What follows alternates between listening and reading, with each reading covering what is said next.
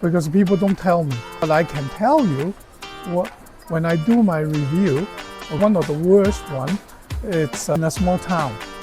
There's a special assessment coming up, and the structure has issue, and there's only 40 units, townhouse units.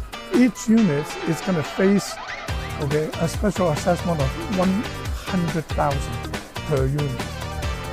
Okay, wait. So if I don't have the 100,000, then what happens to you as a condo owner? Then they're going to foreclose your unit and force to sell it. Foreclose. Wow. They can foreclose your units and then sell it. So if you don't have 100,000 sitting, that could happen. Yes, they could. Cool. So that's one of the benefits. Okay, and or on a smaller scale, maybe 5,000, 10,000 special assessment coming up, and you don't expect that because when you purchase the property, you already know, you already budget yourself, because I know most of the buyers, they spend all their savings, in movings, furnitures, and towards down payments and stuff. They hardly have anything left. And if they're going to spend extra $5,000 after they move in 3 months, that will be very, very disastrous for them. So that's why you need it. Or another example is if there are structural issues, and they're in the process or already have building envelope done, which is going to cost the corporation millions to fix it, and your share will be tens of. Foundation's a problem. The exterior is a problem. It's going to cost the corporation millions to fix it. And your share will be tens of thousands of dollars. And you don't expect that. The other thing is, there are questions to me. Take for example, most common question to me is this: will my condo fee be increased? Your condo fee will be increased every year. There are 3 reasons for it. Reason number 1, it has been inflation. Your snow shoveler, your landscaper, your property manager, and the utilities, they go up. Reason number 2, as the building gets 1 year older, the reserve fund provider always recommend a slight increase in reserve contribution. And finally, the building appreciates in value, the insurance premium will shoot up. Normally, it's a single-digit increase. Very rare you see they don't have the condo fee increase this year. The only reason is because the previous year they had a double-digit increase, a huge increase. That's the only reason. The corporation has insurance. Why do I need to buy my own insurance? Corporate insurance do not cover 2 things. Number 1, they don't cover your personal content. So what is your personal content? Your sofa, your couch, your bed, your TVs. Those are personal content. Let's say, there's a fire. So the building insurance, the corporation insurance is going to come and build a new unit for you with no personal property inside. Your own insurance will. But the most important is this: 2020 Condo Act says everything happens inside your unit, you're responsible. So give you an example. One day you go out, a pipe in between the wall, who checks it? A pipe, when they get old, they get worn, they will leaks. It's going to flood your unit, and then corporate insurance is going to come and fix it up. After they fix it up, let's say they spend $25,000, they'll come to you and say, pay us $25,000. That's the time you go to your own insurance company and say, here's my deductible $500, I have a flood in my unit. That's why you need it.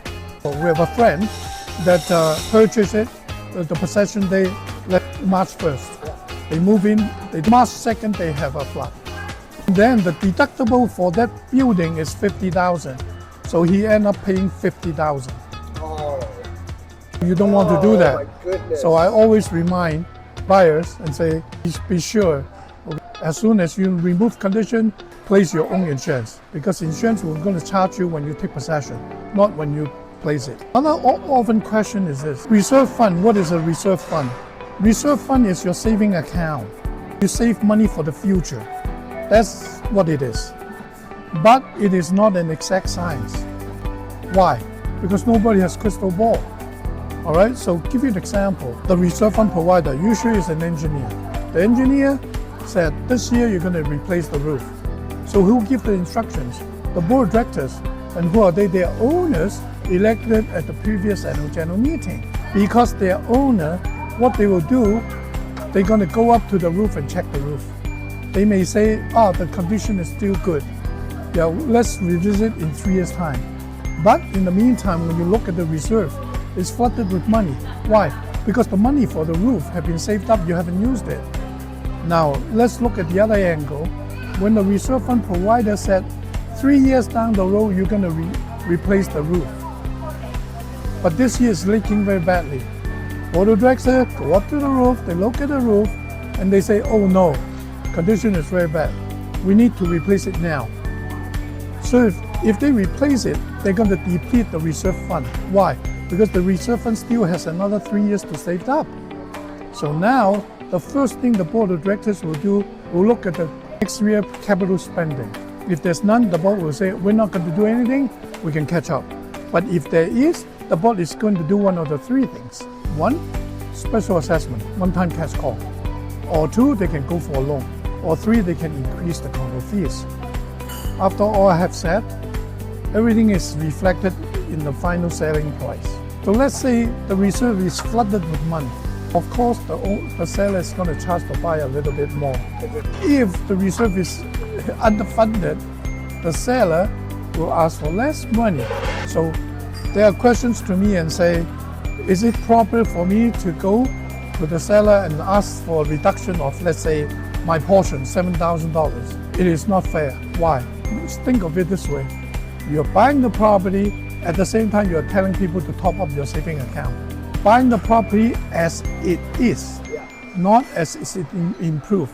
Because if it's improved, it's going to worth more money. Okay? So that's not fair.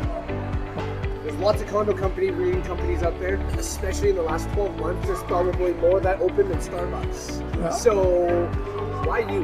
Why are we telling people to, why do people go to you still? Because I'm the most experienced. Why? For the last 3 years, each year I read over 1,000 condo documents each and every year.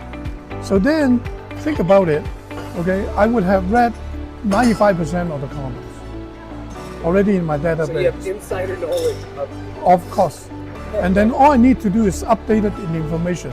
And that's the reason I could afford to charge more economically than the experts in the market. Don't compare me to the newcomers. They back for business, of course they can do low. But for my price, if you have to compare me to the top-notch condo document reviewer. The reason for that is because they pay for my expertise. I have read so many documents. I really know the ins and outs. I know what to look for, when to look for. People come to me and say, well, I can go to a lawyer's. I said, well, listen, lawyers, when they buy for investment, they use my service as well. Why? Very simple. It's opportunity cost. It's going to cost them less, much less, because they charge by hourly basis, okay? I'm not saying they're no good. They're expert, but they need to spend time. I'm fast. I know where to look, what to look, turn around so fast. So it's not worth their while. So they'll use my service. Or even realtors, same thing. Accountants, they use my service. First, you're gonna send me an email with all the documents and the MLS feature sheet. Then I'll go through all the documents, write up and email you a summary with a short covering note stating any major concerns. Okay, listen, my job is not to tell you to buy, not to buy, rather to tell you problem, no problem. Problem, how big? Okay, then you read my report, then you call me back for questions and discussions. That's simple. What do you think? Should people be using a realtor, James? Of course, because realtors, they're professional. They know the market very well. They can guide you. They can walk you through, take you through all the steps that you need to know. And they know the market. Okay? Why do you think people are doing it for sale by owner? Because they want to save the commission to benefit you? No, to benefit themselves. So that's why you need someone to protect your interests. Even I purchased my own investment property. I'm using the realtors as well too. Why do I do that? Do I know the market? The last one I purchased, knew the owner as well too. But I'm still using a professional realtor to handle the transaction for us. That's the reason. They're much more professional. They know the market real well. Especially it's a big investment for us. Why are all of your business right now repeated referral from the same group? They like my service because I turn around fast. I'm most efficient. I am also cost effective as well. I understand, especially in nowadays market, the buyers are very difficult to get their mortgage to be approved. It takes them days. When they come to me, it's already almost the last day that the condition have to be removed. So realtors come to me, okay, do me a favor, I always help them out, okay? Same day service. No extra charge, no rush fee, same service. So that's why they like it, and then they tell their realtor friends in their office, or even with their competitor in fellow realtors in other offices, they refer to me. So I keep on getting new realtors. No, sorry, yeah, I got a phone call from a realtor. I got to take my call, okay? I heard you're expanding, not just Calgary now. What else are we doing? In Calgary, I have over 1,500 condo complexes in my data bank already. I'm expanding into Edmonton, Red Deer, Lethbridge, will provide the same service that I have been providing to all our buyers in Calgary. So you're in good hands. Okay, my website is www.condodocsreview.com. CONDODOCSREVIEW.com. www.condodocsreview.com. Docs, D-O-C-S. Don't forget the S. If I reached out to you today, how soon should I expect to get my documents back? The quickest is the same day, provided you have a complete set of documents. The most recent month financials and also the information statement. It's going to take the management company 3 business to issue. I have no control over that. Other than that, will be done the same day.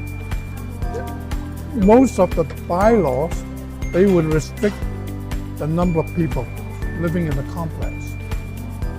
So in your unit. So let's take, for example, you have a big family. You have a family of 8. A lot of townhouses, they only allow up to maybe 6. Be sure you follow the bylaws, or else they'll give you fine. And then they can fine you every day. Okay, and then you have to go to court to contest, and very likely the Court of King's Bench is not going to rule for you. It will be against you because the bylaws has already stated very clearly. Hey James, what's a bylaw? The Condo Property Act of Alberta stipulates the condo residents have to abide by the bylaws. So it sets the bylaws for everybody. And if a complex very small, they don't have their own bylaws, then they will by default will go to the Property Act. Think of it as a community living. There are always things that you have to do, that the thing you are restricted to do. Take for example, pets. Indoor pets usually, like birds, like a fish, they let you have, or sometimes indoor cats. But if you're thinking about dogs, you need approval from the board of directors. Oh, you do? You do, most of the time.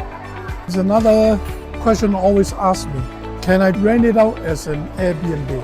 Alberta law does not restrict rentals. However, the sets of bylaw does. Almost all the sets of bylaws stated very clearly, you're not going to use your residential unit for business purpose. So it was constated in court. Court of King's Bench judge rule, run as an Airbnb is similar to run a motel, and that is running a business, and that is not allowed in the bylaws. Most of the complexes they consider under 30 days, short-term rental, they're not allowed. Most of them. My phone number is 403-998-7888.